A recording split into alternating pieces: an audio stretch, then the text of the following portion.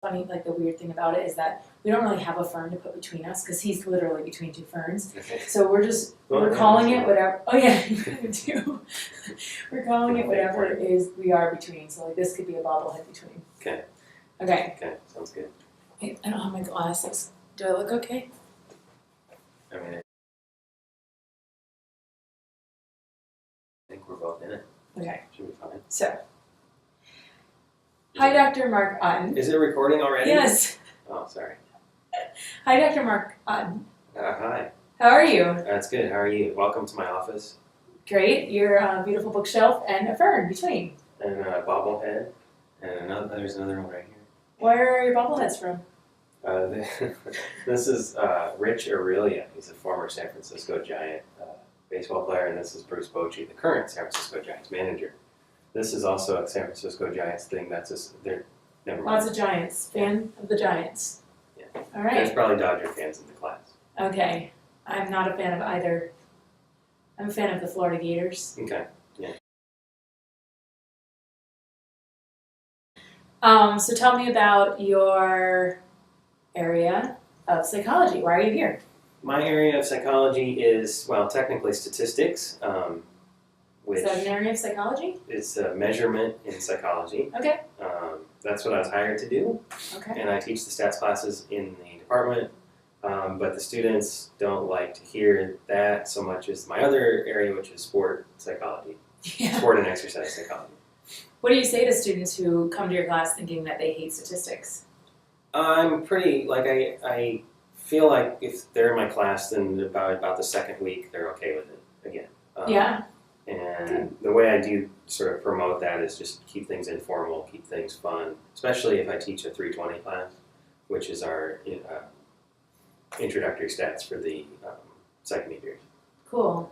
So just try to keep things light, examples that are not too intense. Yeah. Good. What do psychologists have to offer sports? So there's a couple different ways of thinking about it. The first way is the clinical side, which is like you can work with an athlete and as a psychologist, but like specifically for their athletic side. So performance, how they feel during competition, how to enjoy the sport more if that's what they're interested in trying to even do better at. So the clinical side, then also what I do is more the research side, teaching side, which is just studying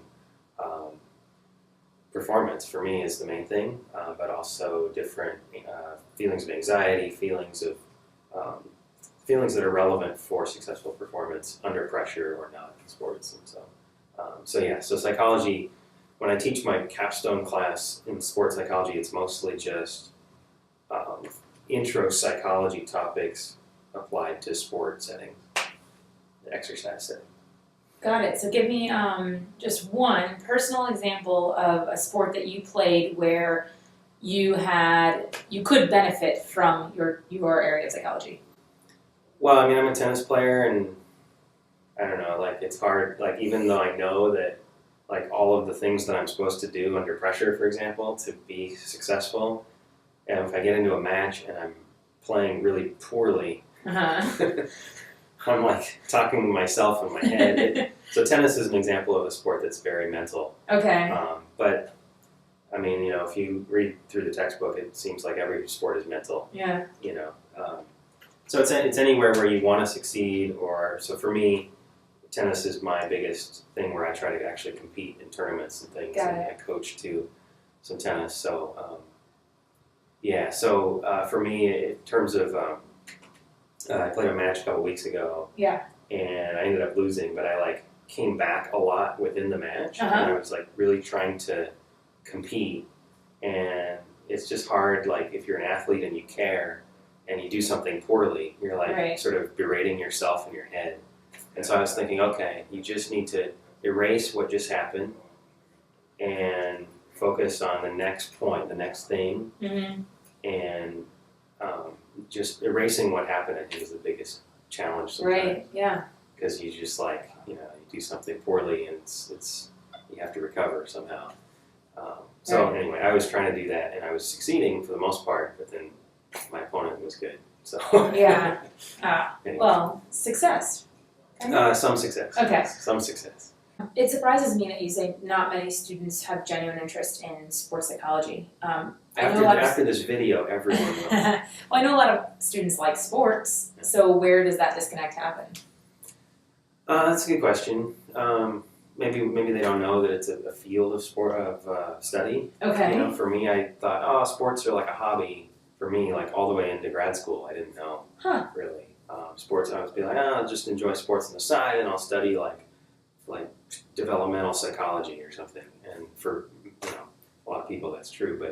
But then I was like, I actually do have some knowledge of it because I've been a fan and a player, so then I might as well get into it. So, I think just knowing that it's out there, and I think the topic is not always covered in intro psych as well. Like it's like social psychology and cognitive and clinical. And the sport doesn't have its own chapter, right? You know.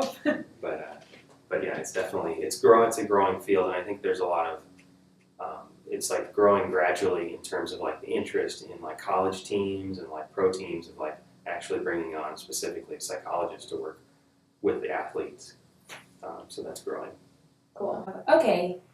Last question I have for you. If there were one thing that you wish you knew as a, let's say, junior in college that you know now, what would you wish somebody would have told you about the world, about life? That the Giants would win the World Series someday. It's going to happen. Has that happened? And it has happened, yes, 3 times. Oh, okay. Sorry, Dodger fans. Let's see, relevant to 301. As a junior in college, as a junior in college, I didn't know at all what I was going to do. And I still didn't know all the way into grad school. I just got lucky enough that I got into grad school without still really knowing what I was going to do. Mm-hmm. So I think at that point, if someone had just told me, hey, stay the course, like take classes you seem to like, get your bachelor's degree and just stay with it and eventually you'll figure it out. Mm-hmm. I think that, and for me, I got a little bit lucky because I could stay in school until I figured it out. Whereas sometimes you finish your bachelor's and then you're just like done and you don't know. So I would say just trust the process of sort of taking the classes and eventually you will figure out what you want to do. And then maybe once you get into your job or your grad school, you'll have another switch. And it's never like a static, like, this is what I always am going to want to do forever. Yeah. At least not always. Yeah. Not usually. I know very few people of my friends who went into college with an idea of what they wanted to do and they're actually doing that. Yeah. Maybe the only people are those that went to like pharmacy or medical, like where you have to decide really early. Yeah. That you're on this long career. Yeah, I now. feel like 1 out of maybe 100. Yeah. Yeah. Yeah. So for me, it was a slow process. So if I was a junior, in college, I would just say, just keep doing what you're doing in terms of pursuing your interests through classes. Right. And then hopefully, along the way, you'll make more discoveries. So. Very good. Thank you. Yeah. This was fun. Yeah.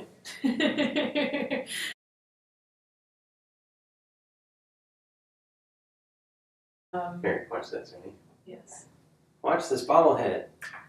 And then if you push it up.